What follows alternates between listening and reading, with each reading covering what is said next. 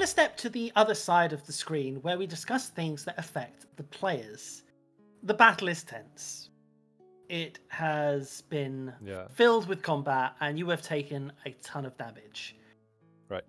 You roll the dice. It's a nat 1.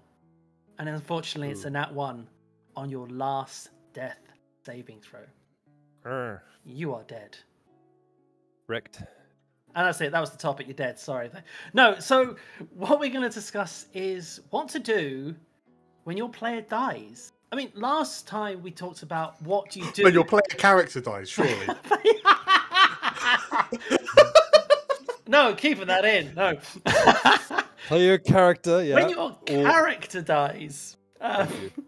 yeah, that would be very different if your player dies. No, if your character dies. Because last time we talked about what happens when you get to the point where you feel your characters come to a natural end point in their story. But what happens... They retire. Yeah, what happens if it's not your choice? You know, sometimes death is random and sudden, and it can affect your characters, not your players. I mean, first and foremost, you have to learn to deal with it, because it just happened. There's not a lot you can do about that moment. I have been in... Well, I personally have had no characters die. I have been in many games where I have watched those dice work against someone, and a character has ended up in 2 parts. I watched that happen to some guy at level 1. It was really bad. It was his first game of Dungeons and Dragons as well. It was not fun for them. They never came back, surprisingly. You know, the first thing you have to do is ask yourself, what now? Your character is dead. There are 2 distinct paths that you can take. The first and foremost, the easiest one, is resurrection. Your DM try and get rezzed. Try and get rezzed. Yeah, get rezzed. Like, either your player has that spell ready, or you guys have planned for this moment. And rezzing means, obviously, you as a player do not have to change all that much, but there is story there that you can tell. There is opportunity there. So let's start with the resurrection path. What is that druid resurrection spell that does change you, though? Oh, Reincarnation. Reincarnation. That will 100% change your character, by the way. Almost guaranteed. Because you will not be the same race that you started as. What we'll do is we'll put resurrection in the second branch, which we'll discuss later, because that is quite a change. But in this point, resurrection is to assume that you have come back as the same person. Yeah. I mean, you know, okay, so from a player perspective, if your character dies unexpectedly, I mean, yeah, sometimes you might think, I'm having too much fun with this character, or I feel like there's more to this character that I'd like to tell, or I'd like to explore. So yeah, you kind of go down the resurrection route. Yeah, I suppose you do have to, from a roleplay standpoint, take into consideration that you died. Like, you possibly died horribly. Possibly horribly. And like, you died, and the people that you died, like, that you fought alongside, potentially helped to bring you back. And like, that's just absolutely going to change your character's view on things, right? Like, if you've seen the pearly white gates and then been called back, quite literally in these sort of settings, we know that afterlife exists in D&D. Precisely. I mean, you know, and this is a point where, you know, one of the stipulations of a resurrection is that you choose whether to come back to your body or not. So at this point, you've chosen to come back. You know, clearly your story is unfinished and you want to finish it. But yeah, there's got to be some development going on there. You're humbling, if for nothing else. Your character could have several emotions. Like, they could be angry, like they could be pissed off that they died, or they could be depressed because they feel they're not safe anymore. Might go through the five stages. Yeah, I'm not sure quite what the 5 stages are, but yeah, there's different types of you could go through that's interesting to play with and explore. I think. I mean, any new character trait, I guess you can kind of tack onto your character off the back of being dead. You know, I mean, you said, you know, anger or sadness. I mean, conviction. Because if you think, oh, it was that easy to die, but like, I need to finish what I started. Denial. I didn't die. You died.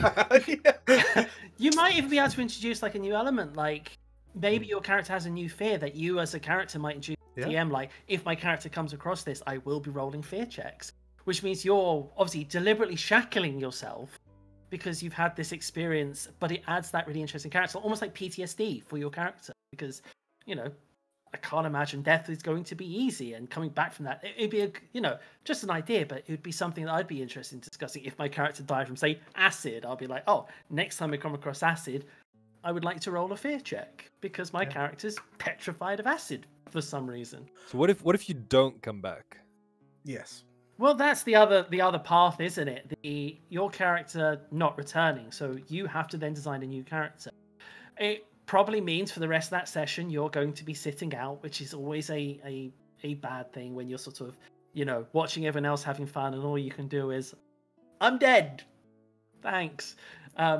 But it means when you return to the next session, you and your DM would have obviously had those discussions to create a new character. And it opens up new avenues, again, mainly for your party, because your party firstly have to rectify that something happened to your previous character. Was there something they could have done better? Like, new roleplay opportunities. Are they going to have a funeral for your character? Is that something that comes up? Is there enough left of you to have a funeral? Does that gelatinous cube, does that devour you entirely? If there's a party that just moves on and doesn't talk about it, I think there's something wrong with that group. Like, you have to have some sort of reaction to a character dying, unless you're just playing sociopath, right? I don't know. Yeah, you have to. I mean, I think those kind of opportunities are just perfect for unusual roleplay experiences. I mean, during Prince of the Apocalypse, we had a wizard that caught the messy end of a beholder's disintegration ray. And like, that was an accidental death. It was a zombie beholder, so it was a random eye stalk. It happened to be disintegration. I happened to roll just enough to drop this wizard to 0, and he turned into a dust. vacuum's best friend. Yeah. And we had a grave cleric. Group, we had a grave cleric in the group, and we hosted a funeral. And in fact, I know that just off camera, I have it. Were the funeral invites? I actually printed these out. Yeah, for the session that was to come, where we were going to hold a little ceremony. Now, there's 2 names on this because I think the wizard, the replacement wizard, died after that. So they were, but the original one was like that. And yeah. And I, the cleric, the grave cleric, had a ceremony at the Church of Kellenvor, and that kind of allowed the player who had just lost their character to I guess go through the process, and also the group to go through the process and feel like something had been done, and we all got used to that process. So I think all groups should have something similar to that, even if it's just a campfire conversation or. You can look at it from event. a slightly meta perspective, can't you? Because if you almost have have the player characters gathering around a campfire, and you're reliving your favorite memories of your fallen comrade, that works for the player characters, but I guess it almost also works for the players as well. Like, oh, do you remember that time when you did that thing? Oh, that was really, really funny. Oh, hey. And that's just sweet. It's kind, it's emotional. It kind of reminds me of that scene from Saving Private Ryan, when they've found Ryan, and they're sitting there the night before the big battle, and he's reminiscing about his brothers, and he's having their sort of jovial moments about them, the years they spent in the barn, and then he suddenly has that moment, it's like, they're all dead now. So all I have now is those memories. It kind of like, you players can have that Saving Private Ryan moment to remember your player. But then it comes to the player that's now sitting around the table, listening to you wax lyrical about the character who died a grisly death, and what they are now going to. You have the choice. Obviously, you can create a whole new character, but you do have the question, which probably work with your party, about what role you're going to take. I mean, will you take a similar role to what you did before? Because there is suddenly now a gap. If you were the tank and you have died somehow, there is now a tank opening. Do you want to fill that? Or do you go down your own routes, create a whole new character, changing the way your DM plays your game, the way the rest of the party have to play? Or, do you kind of then go down the clone route? It's an interesting one, isn't it? Because, I mean, there's a part of me that if a player character that I'm playing dies, there's almost like a sense of excitement, because I love playing different characters, and arguably it's a good way of rolling out a new character. But yeah, there is that kind of question, especially if it's a more kind of developed group that's been together for some time. If one of the PCs die, what do you replace them with? Because there's clearly a PC shaped hole in the group. So personally, I don't like players who have a character die and then their identical twin brother takes their place. I don't think anybody does, though. It might be okay in some groups. I don't know. No, I wouldn't like that. It's not interesting. It's I think, boring. yeah, at that point, if you want to play a carbon copy of the character that just died, then perhaps you should be pushing for a resurrection route, one way or the other. That said, again, especially in more kind of well-developed groups, personally, I feel like my choice is dependent on me not stepping on the toes of characters that have been in the group for a long time. You know, if there's already a rogue thief in the group, then personally I would avoid my new character also being a rogue thief. I guess it's just a personal preference between yourself and the rest of your players, right? Like, what am I going to fill the space with? If your token fighter in a group of wizards has died, do you want to take another class that can fill a similar role in the party, instead of saying, oh, actually, I want to be wizard number 5? That's pretty fun. Because that changes, yeah, that changes everything for everyone. I think if you have an already fairly distributed party, where you've got a fighter, a cleric, a wizard, and a rogue, and the fighter dies, I don't think you should be looking at a spellcaster class. Like, don't get a warlock or don't get a sorcerer. Try and fit something that will be similar to that role you had. This is an opinion, by the way. Yeah, I was supposed to say, like, yeah. Go for a barbarian, go for a paladin, maybe ranger, but try and fill that niche that you kind of left with a different role. Yeah. Just because everyone's got their part to play in the party, and that's why there are classes, right? Otherwise, we'd all just be playing the same thing. So you don't want to be stepping, as you said, stepping on somebody's toes because you chose the wrong class. I mean, that's also. I wanted to say that I am probably going to end up being guilty of this if anything happens to my bard in AOE. This is a question, I guess. Yeah, it's got to be kind of discussed among your party of players. Just, you know, what do you want to play? I mean, I guess at the end of the day, you as the player have final decision, right? Like, if you also want to play an Eldritch Knight Fighter alongside because you've watched the Eldritch Knight Fighter in your group do really cool stuff and you want to do that as well, then like that is up to you. Personally, I'm enough of a pushover that I would temper it, but like, it's you that's got to play that class. So I feel like you also shouldn't be pressured into playing something you don't want to play, but that's what fits nicely in the party pie. Yeah, I mean, and chat with the DM. I think definitely get their A-okay. You've got to keep yourself going with the party dynamic, and I think that's the one thing as well. But your party may turn around and be like, go for it, man, go for it. Just you do you, my dude. Yeah, it might be fun to have 2 sorcerers or 2 wizards in a party, and then you can combo it up. That might be something that's really, really awesome. I don't really know. Never tried it. I think it'd be kind of interesting, especially when stuff like that, to make sure that you're 2 very different types. Like, you know, as we sort of learnt here with things like BYOB, there are very many different types of very many different classes. Builds, yeah, exactly. So if you do decide that, okay, our party has a fighter, but I want to be a fighter, make sure your fighter isn't a carbon copy of that fighter. Make your a whole new fighter. Pick different things to make you 2 very different characters.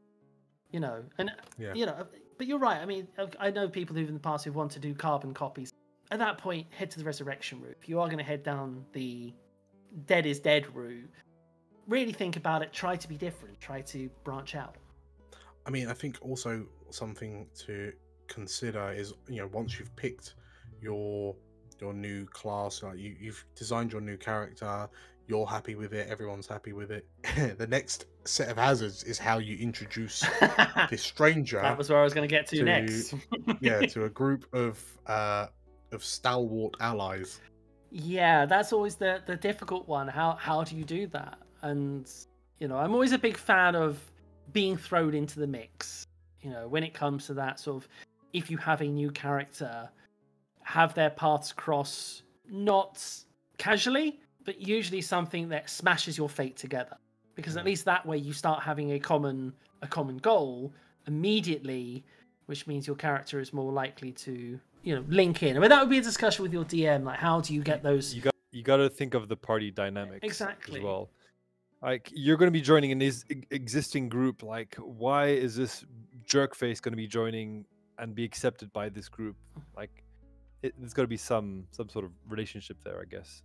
The way that I've done it in the past when I've introduced new characters to the party, and arguably I've done it successfully twice now, is we put a session aside to, if nothing else, the player has to have an opportunity to introduce the character to the other players, if nothing else. But I've run 2 recruitment, like job interview sessions. Oh yes, that was I remember those. Yeah, this episode 1 of the Call Me campaign on the EOE channel, we had the interview for Zombo Marifat, who was a new player joining the group.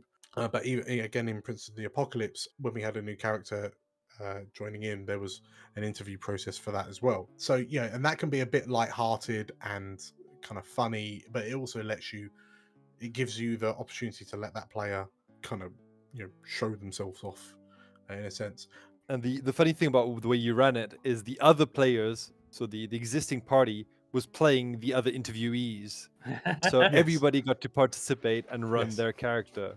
I remember that's always really, really fun, because the existing party just comes up with these random characters that are mostly all rubbish, and so obviously when the new character comes around, they're the shining knight, that's perfect.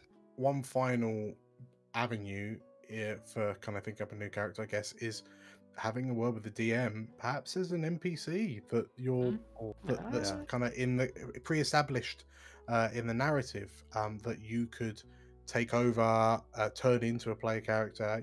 There's going to be some creative license with it in terms of making them a fully fleshed character, but that's one way of sidestepping the awkward introductions and the painful icebreakers. If your players already know who this Harper agent is, then that's a good way, and it also allows ease yourself into the narrative a lot easier. Steal the DM's characters is what we're saying. Right? Thirst over the DM characters, and one of them could be your backup. Yes. Awesome. But that being said, it means death is not the end. Well, for your character it was, but for you it isn't. For you could go on. I mean, you could always treat your character as a Cylon and resurrect them multiple times, but, death is an opportunity for new stories. You've kept your character, how does death affect them? If you start a new character, how do they fit in with the party? And are your party sociopathic and have completely negated to celebrate the life of the previous party member and just moved on? Whichever party you have, I hope that when and if it does happen, you now have the tools to at least soften the blow slightly. Move on. Speaking about moving on, how about we do the same? Thanks for watching. We release segments like this from the Tavern Between Dimensions every Friday here on the Explorers of Elsewhere channel. Otherwise, if you want to listen to the episode in full, you can check us out on Spotify and Amazon Music.